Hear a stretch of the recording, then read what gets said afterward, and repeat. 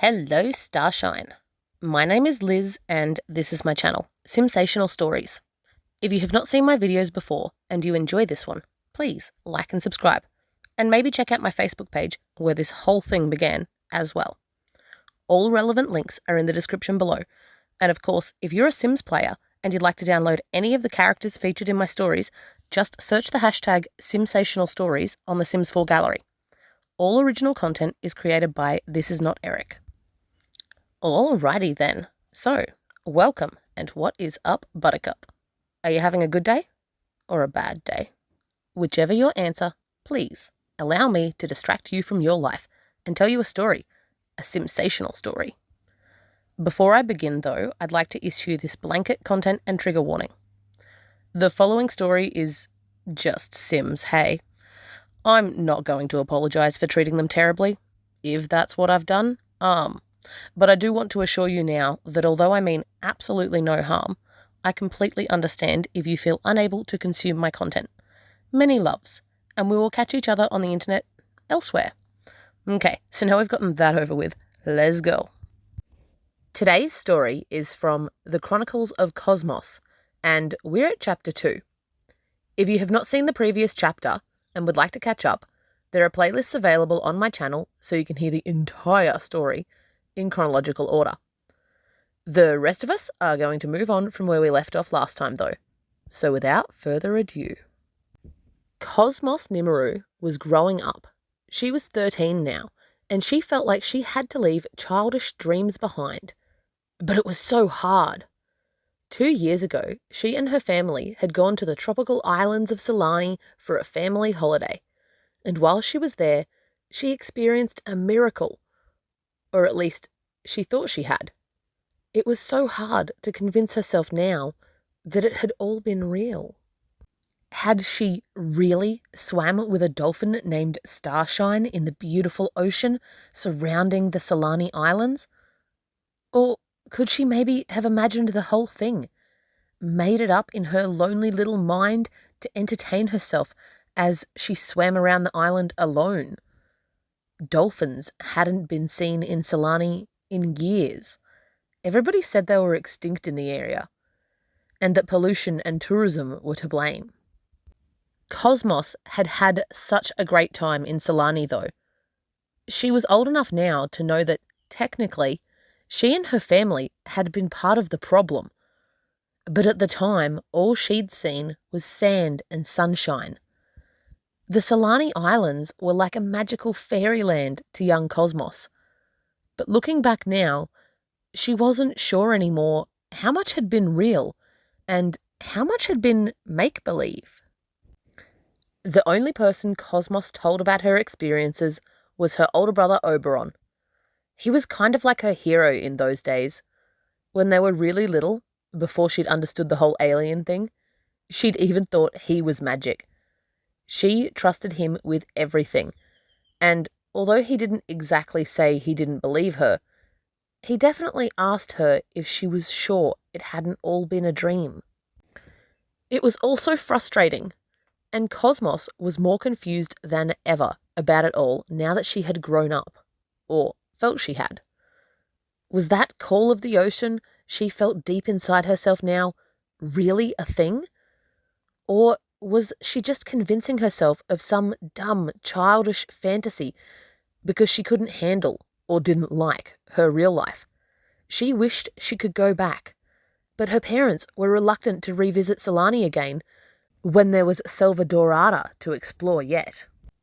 Cosmos's parents just thought that, except for her being half alien, of course, she was a normal teenager who played video games and was going through the usual teenage angst. Whenever they heard their daughter mutter that nobody understood her, Magnus and Kalaya tried to hide their indulgent smiles. But Cosmos could see it. Gosh, they were so oblivious. How was she ever going to convince them that she needed to go back to Sulani? Finally, Cosmos decided that she would just be honest with her mother. Kind of. Cosmos told Kalaya that she was desperate to return to Sulani, and that she had no interest in Selva Dorada whatsoever. She'd been studying Sulani in her Intro to Environmental class, and she wanted to go back. Couldn't she just go there alone, while the rest of the family went to Selva Dorada? She could find a Sulanese family to foster her or something. Please. At first, Kalaya had been shocked to hear her daughter's request, but after thinking about it, she found herself kind of identifying with Cosmos.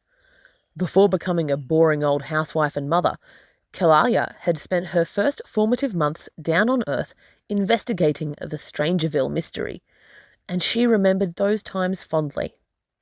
She herself had basically saved the world, and now her teenage daughter wanted to do the same thing. Kalaya talked it over with Cosmos's father, Magnus. He definitely didn't get it. He had worked really hard to secure them all Salvadoran passports.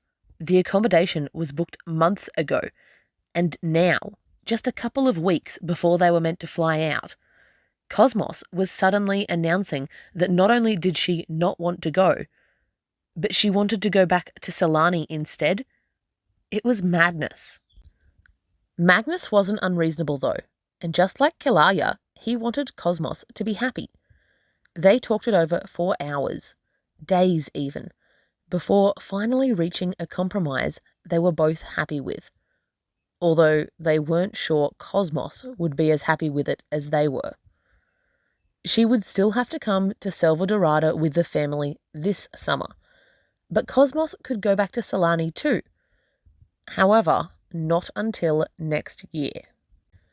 Kalaya announced to a tentatively hopeful, yet ultimately disappointed, Cosmos what the conditions were. If she got a job and saved her money over the next 12 months, then her parents would match her dollar for dollar and find her a foster family in Sulani to stay with next summer, for the entire summer. She seemed to take the news well, especially when her mother also surprised her with another announcement. She was getting her bedroom redecorated. Cosmos did love her new room. It was so much more her than her old pink room had been. That had felt like a cookie cutter room, almost as if it had come from a catalogue. But it was kind of funny how her parents were claiming that they couldn't afford to send her to Sulani right now instead of Selva Dorada. Yet somehow they had the money to hire an interior decorator to beachify her bedroom. Like, didn't they see how ridiculous a contradiction that was? It was fine though. Like, whatever, Mum and Dad. Cosmos was zen. She could bide her time. Because she had a plan now too. Her dad wasn't the only smart one in the family. She had a brain inside her head too, and she was going to use it. She'd looked up how much tickets to Sulani were, and they weren't that much. Her brand new pretty blue couch had cost more than this would. So, sure, she got a job. Within 3 days of her parents' declaration that she should, Cosmos Nimeroo had a position as a barista at a local cafe. She had to get up and go to work at 5 a.m, which was a time of day nobody should be awake for. But Cosmos did it. She was determined to do everything she could to make it back to Sulani sooner rather than later. And that brings us to the end of Chapter 2 of the Chronicles of Cosmos. If you've enjoyed this video, don't forget to like and subscribe so you can tune in soon to hear the next chapter. And hey, maybe think about sharing my channel with a friend. Or don't. It's your life. Anyway, bye!